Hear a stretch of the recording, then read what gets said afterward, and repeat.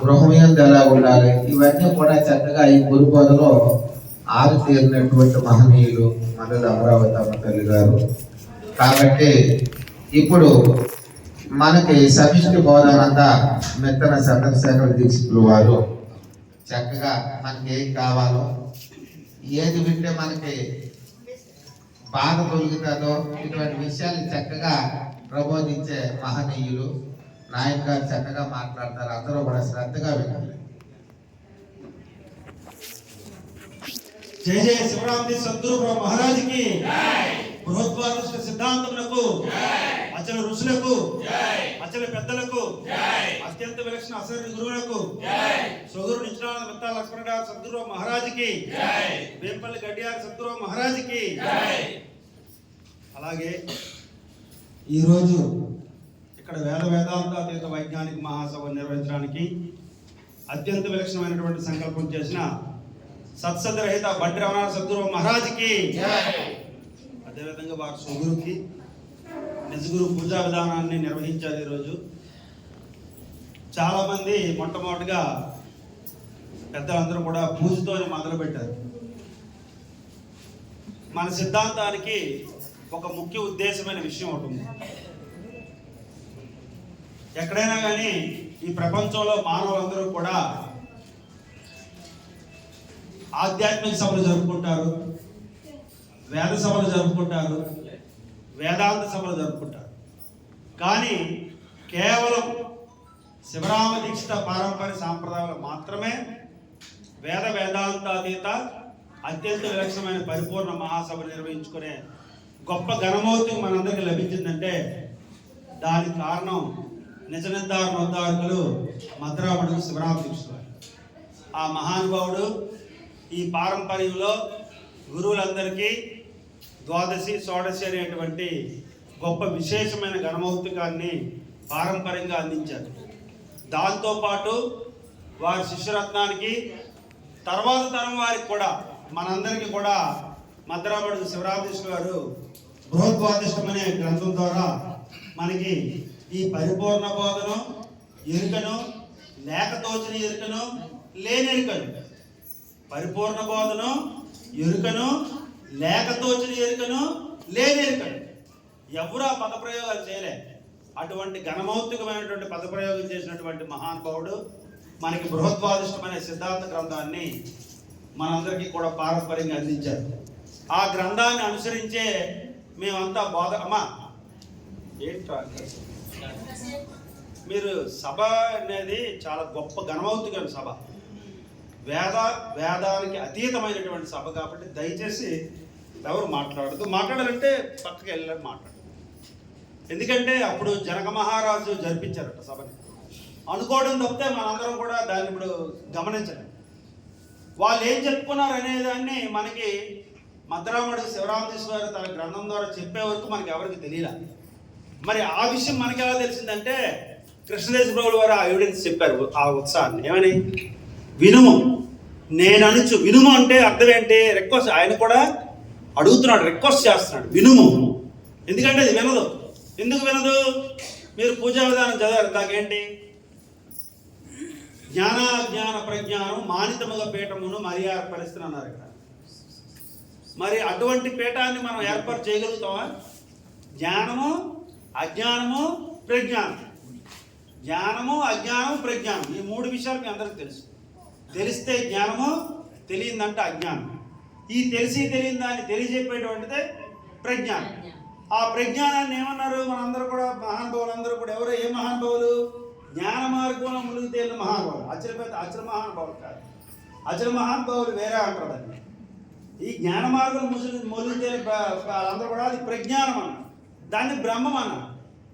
దాన్ని వేమన గారు ఎరుక బ్రహ్మం అని చెప్పారు. శంకరాచార్యులు ఎరుకన్నా తెలివన్నా జ్ఞానమన్నా ఒకే విషయం కాబట్టి వేమన గారు చెప్తున్నారు ఏమని, ఎవరి అభిప్రాయం ఎలా ఉందనే విషయాన్ని మనకు తెలియపరుస్తాడు. మనం మన గురు అభిప్రాయంతో దాన్ని నిర్ణయం చేసుకోవాలి. ఎరుక బ్రహ్మం అని చెప్పారు శంకరాచార్యులు, తెలివి బ్రహ్మం అని చెప్పే వ్యాసుడు. ఎరుక తెలివులు రెండు ఎరగడ వేమన విశ్వదాభిరామ అన్నాడు. అంటే ఆయన అతీత భావంలో లాస్ట్ మాట మాట్లాడు. కాబట్టి మనం పూజా విధానం గురించి మొట్టమొదటి మాట్లాడుతున్నాం. దాంట్లో ఏం చెప్తున్నాం? జ్ఞానము జ్ఞానాజ్ఞాన ప్రజ్ఞానము మానితముగా పీఠమును మరియా పరిస్థితి మేనందంతఃకరణము నేనూడిది అమర్చినానా నే నాలుగు కోళ్ళన్ నేను ఊడి అమర్చాను మళ్ళీ నేనుంటే కుదరదు. దయచేసి నా స్వామి కూర్చుండు గుణమూలల్లా కూర్చి మనిసింహాసంబోను పనిబోని బిగియిస్తే అహమస్మి రెండిటిని చూడండి. జ్ఞాన మార్గములో వేదోక్త మార్గములో అత్యంత విలక్షణమైనటువంటి వాళ్ళకి జ్ఞాన విలక్షణమైనటువంటి వాళ్ళు అనుకున్నటువంటి మార్గం నుంచి ఉన్నటువంటి దాన్ని బ్రహ్మైవాహమస్మిని కూడా అందులో అమర్చారు.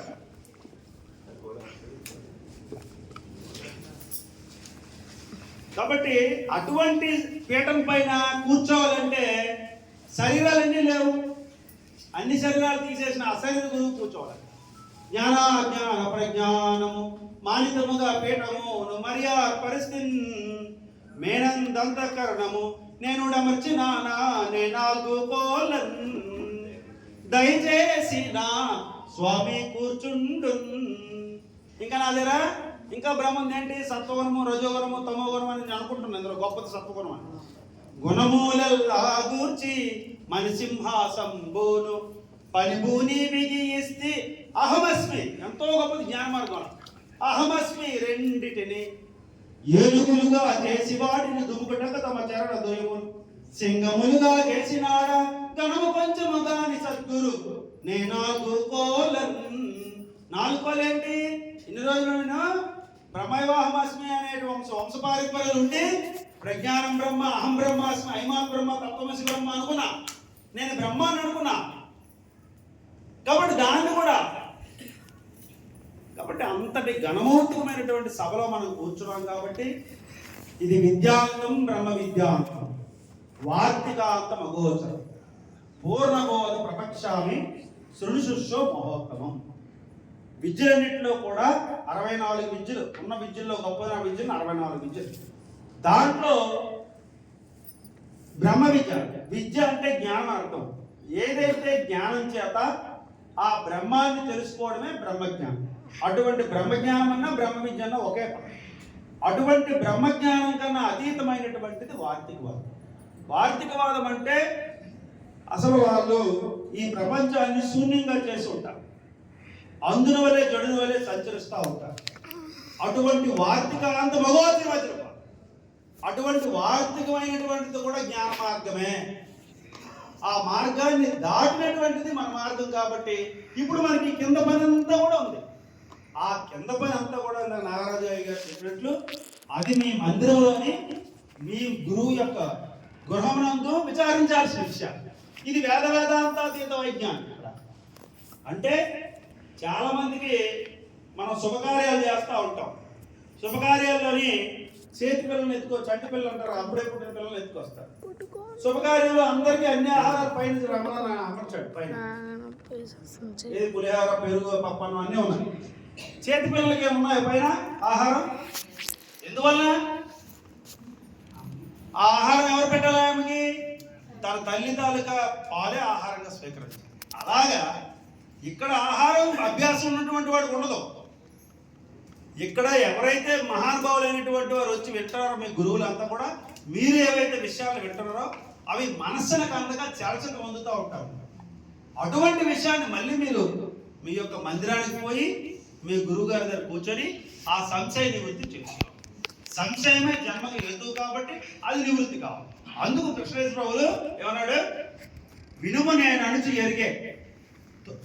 ఎరుక కనువందును లేక